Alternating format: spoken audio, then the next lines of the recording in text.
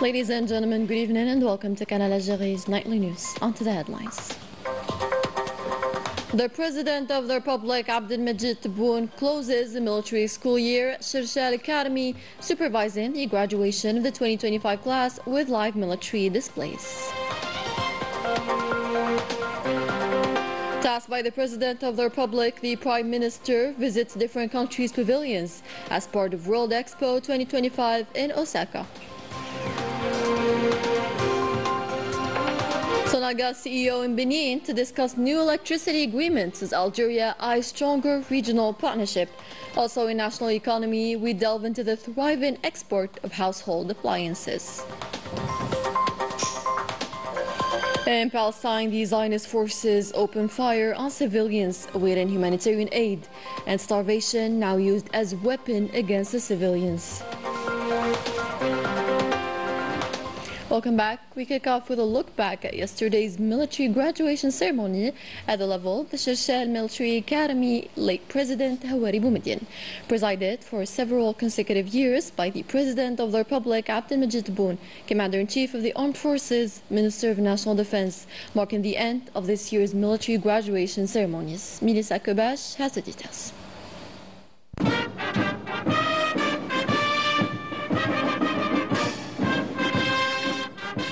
For several years, President Abdelmajid Tebboune has made it a point to personally preside over the graduation ceremony at the Shershel Military Academy, an event that has come to symbolize his steadfast support for Algeria's armed forces.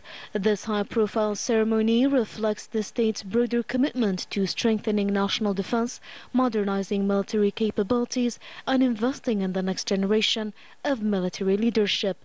It also underscores the continued efforts to elevate the operational readiness of the People's National Army in the face of evolving regional and global threats. أقسم بالله العلي العظيم أن أكون الخادم الوفي لبلدي Graduates of the Shershel Academy represent a new wave of officers rigorously trained under modern military doctrines designed to meet the complex demands of national sovereignty and territorial integrity.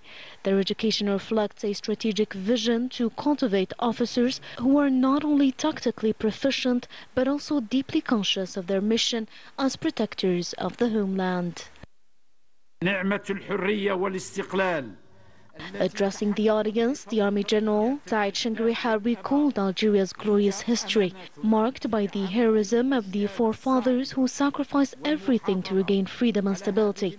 He stressed that these sacrifices are lasting lessons that should inspire present and future generations to face today's challenges, adding that courage, patience, and commitment to principles were the foundation of past victories and remain guiding values for building a strong, active, and capable Algeria.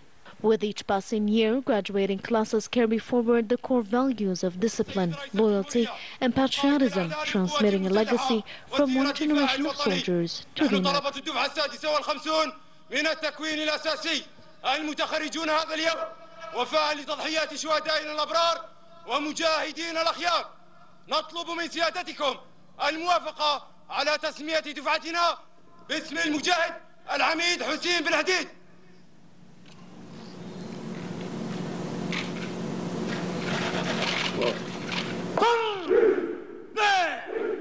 For these newly commissioned officers, loyalty to the nation is not just a principle but a badge of honor. They step into service fully aware of the weight of their responsibilities, especially in a region fraught with instability and geopolitical tensions. Firmly rooted in the Army's defensive doctrine, which prioritizes permanent readiness and adaptability, these men and women stand prepared to defend Algeria's borders under any circumstances. Their unwavering commitment reflects the armed forces' evolving approach to national security, one built on vigilance, resilience, and technological advancement, backed by a profound sense of duty and loyalty to the memory of Algeria's martyrs. This new cohort of military professionals joins the ranks of the People's National Army as they take their place within Algeria's defense structure.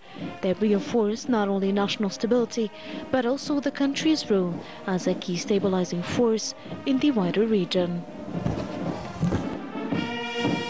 Tasked by the President of the Republic, the Prime Minister, Nadir Al-Arbawi, who is in Japan for World Expo 2025 in Osaka, accompanied by the Minister of Culture and Arts and the Minister of Tourism and Handicraft, visited the pavilions of several brotherly and friendly countries, namely the Pavilion of the State of Palestine, the Pavilion of the Republic of Tunisia, the Pavilion of the Sultanate of Oman, where he received detailed explanations about their exhibits.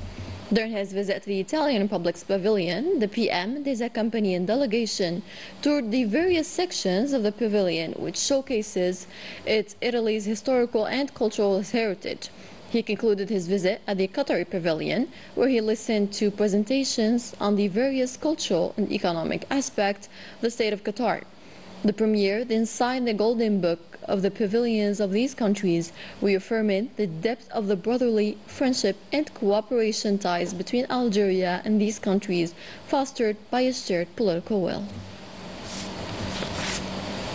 In other news, Sonalgas is pushing further into Africa with new agreements in Benin this time, aiming to build lasting energy partnerships and strengthen its role as a key player on the continent. Salila Balaman explains. Sonalgas has taken another step in expanding its reach across Africa. During an official visit to Benin, a senior delegation met with local industry operators to lay the groundwork for a lasting partnership in the energy sector. The group highlighted Algeria's experience in supplying electricity and gas, along with its strength in engineering, workforce training, and managing major infrastructure projects. A flagship project discussed was the North-South Grid Link, aimed at connecting African countries through sovereign energy networks, in line with Algeria's Pan-African vision. There's strong potential for Sonalgas here. With today's agreements signed with SBEE and ARE, a new phase of cooperation will begin soon.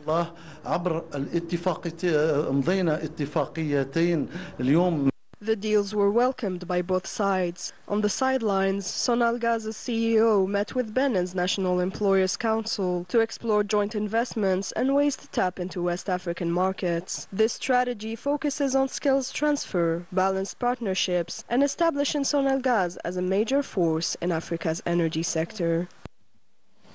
And a major export push is underway in Borj Bararij as locally made appliances and chemicals head to 5 countries, a sign of Algeria's ambition to strengthen its foothold in foreign markets. Salila Balaman once again. In a sign of Algeria's expanding presence on global markets, a large export drive has just kicked off, sending shipments of home appliances to 5 different countries.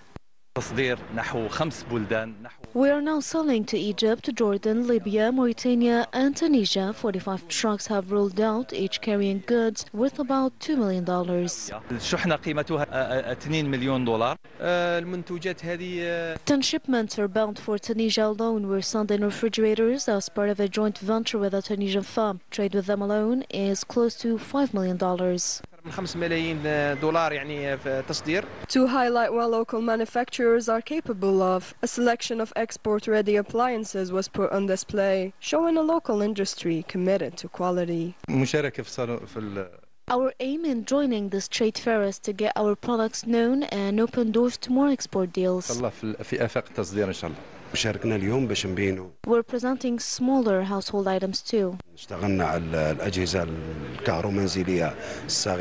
The region's chemical producers are also gaining ground, boosting their share of the local economy by sending chlorine-based products abroad. We've shipped sodium hypochlorite and hydrochloric acid to our neighbors in Tunisia and Libya. البلد الأول والشقيق تونس والبلد الثاني أيضا الشقيق ليبيا. 71 شاحنة تم إطلاقها. In total, 71 trucks have already left for 5 countries. The province's export volume will keep rising. We're also working to expand our product range and reach new markets. Another goal is to adopt better technology and meet higher production standards. النقطة الثانية هي حجم التحكم. Borj Bararij is setting its sights on becoming a key regional player and ultimately making its mark globally. Internationally, the devastating conflict in Gaza continues, with 16 more Palestinians killed by the Zionist entity. For its part, the UN criticized the GFH Foundation linked to the US and the Zionist entity for its role in the escalating chaos. As for the diplomatic efforts for a ceasefire, it remains stalled as the occupier insists on conditions deemed unacceptable. Melissa Kabash explains. The Zionist entity's offensive in the Gaza Strip continues as 16 Palestinians were killed in various military operations within the Gaza civil defense zone. This brings the total number of fatalities in this area to over 21 months of relentless aggression. Further compounding the tragedy, 10 individuals were killed while desperately waiting for humanitarian aid near Rafah in southern Gaza. Since May 27, almost 800 people seeking assistance in the Gaza Strip have been murdered. The United Nations has sharply criticized the so-called GHF Foundation, reportedly supported by the United States and the Zionist entity.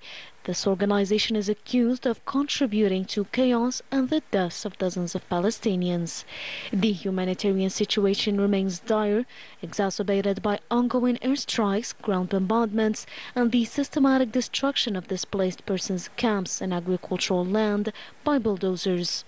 Diplomatic efforts to secure a ceasefire agreement remains gridlocked. The Zionist entity's reported willingness to negotiate a mere 60-day ceasefire is seen as a tactic to prolong the conflict. The primary obstacles to peace are the Zionist entity's demands for the complete demilitarization of the Hamas resistance movement and for Hamas to relinquish governance of the besieged coastal territory. These conditions are widely viewed as incendiary and designed to be rejected, as Palestinians have constantly affirmed their unwavering commitment to their land and their right to self-defense. With that, we end tonight's bulletin. Thank you so much for joining us. Take care.